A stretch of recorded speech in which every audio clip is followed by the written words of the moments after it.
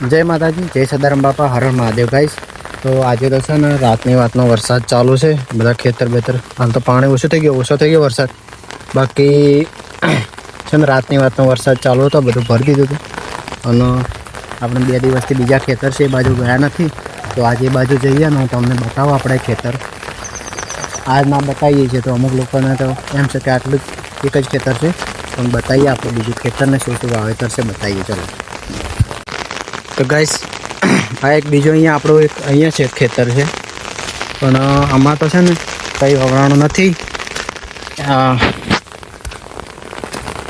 આ ખેતર તો એમ જ પડ્યું છે ત્યાંની, મતલબ વરસાદે કંઈ વાવા જ નથી દીધું, તો હવે બીજું કંઈ નહીં વાવરાય. આમાં તો ચાર વાવરાશે ભેંસો માટે, પણ એમાં બી વાવવાની નથી. કાલે ખેડવાનું તો કાલે કંઈ ટાઈમ મળ્યો નહીં.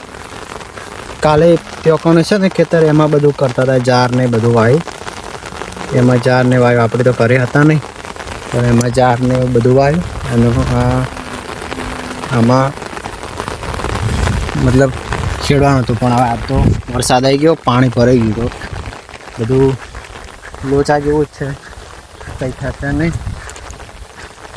હવે પાછું કોરું કાઢે તારે કંઈક થાય, બાકી હાલ તો હવે કંઈ મેં પડશે નહીં. કોરું કાઢે તારે કંઈક વવરાય, હાલ તો પડી જ રહેશે. લોકોને કાલે જાર વાવી છે, તો જોતા જઈએ શું હાલત છે ખેતરની, કેમનું છે. કાલે જાર વાવી છે તો પાણી ના ભરવાનું હોય તો સારી વાત છે, નકર જો પાણી ભરાઈ ગયું છે ને તો પાછું ફરીથી મહેનત થશે, બધું ફેલ જશે. બાકી બીજું તો કંઈ વરણ નહીં. પેલામાં જે કપા વાવેલો છે એટલો કપા જ વવરાણો છે, બીજું તો કંઈ વવરાણો નથી.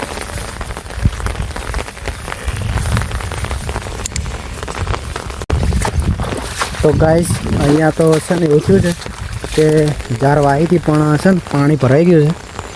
આ ખેતરમાં પાણી ભરાઈ ગયું છે, ત્યાંથી કાઢીને ગયા છે પપ્પા, તો પાણી નીકળે રહ્યું છે. બાકી અહીંયા પાણી ભરાઈ ગયું છે, પેલી બાજુ નહીં ભરાણું, એ બાજુ નથી ભરાણું પાણી. અહીંયા આટલા સુધી નથી ભરાણું, આ બાજુ થોડું ખાડા જેવું હતું તો અહીંયા ભરાઈ ગયું છે પાણી. તો હવે ખબર નહીં શું થાય છે, મતલબ જાર ઉગે છે કે નહીં ઉગતી ખબર નહીં. એ તો આપણને જ્યારે 2-3 દિવસ થાય ને ઉગવાનો ટાઈમ થાય ત્યારે ખબર પડે કે ઉગે છે કે નહીં ઉગતી.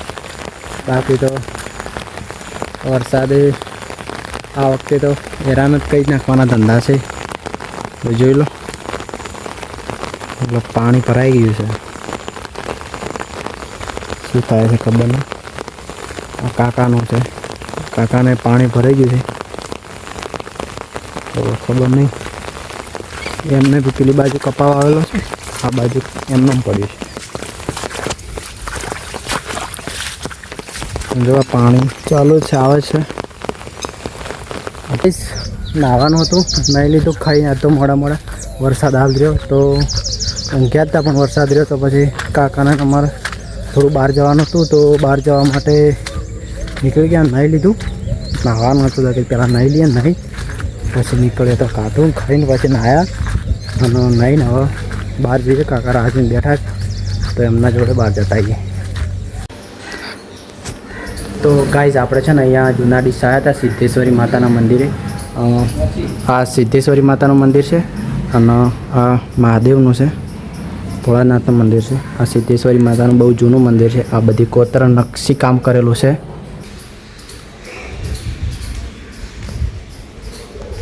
આ બધું નકશી કામ કરેલું છે. અમે લોકો આવ્યા હતા કાકાને બધા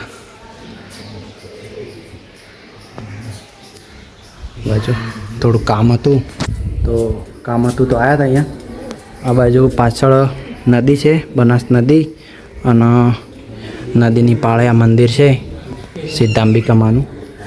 અંદરથી વિડીયો નહીં લીધો કેમ કે ના લેવાય કોઈ બી જગ્યાએ મંદિરમાંથી અંદરથી, એટલા માટે.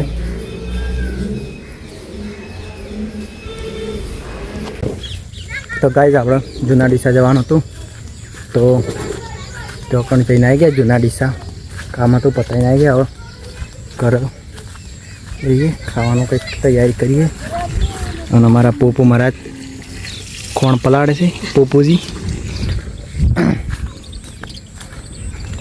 ઘરે મહેમાન આવવાના હતા પણ મારા ખ્યાલથી અહીં નીકળી ગયા છે. કંકોડા લેવા માટે આવવાના હતા, આપણે લાવ્યા હતા ત્યાંથી ધનાવાડાથી. તો કંકોડા લેવા આવવાના હતા, અહીં નીકળી ગયા છે. બેહીએ થોડી વાર પછી ઉપર પાછું તાબુ ધોવું છે. જો ટાઈમ રહે સેટ થાય તો તાબુ ધોવું છે. શું થાય ઉપર પાણી થોડું ભરાય છે. વરસાદ ચાલુ રહેશે ને તો ઉપર બધું પેલું એ જામી ગયું છે. બધું શેવાળ જેવું જોમો વરસાદ ચાલુ રહે એટલા માટે. પાણી તો નથી ભરાતું પણ ચાલુ વરસાદ હોય ને એટલે થોડું એવું થયું છે. તો મને જો ટાઈમ મળે તો ધોઈ નાખવું છે તાબુ મસ્ત. ચલો તો ગાઈસ આપણે કંકોડા વાળી દીધા. હાલ તો આપણે લેવા ગયા હતા કાલે, તો લાયા હતા કંકોડા. તો હાલ તો કાલે કંકોડાનું ખાધું, સવારે કંકોડાનું, સાંજે 2-3 ટકથી કંકોડાનું શાક ખાઈએ છીએ. લાયા છે તો ખાવું જરૂરી છે કંકોડાનું શાક, સારું શરીર માટે. આપણને ભાવે છે કંકોડા તો ખાઈએ, દરરોજ કરીને ખાઈએ ને તો ભાવે છે. તો દરરોજ ખાઈએ ને તો વાંધો નહીં ભાવતું હોય. તો મૂકી દઈએ પછી બનાવશું કોળી.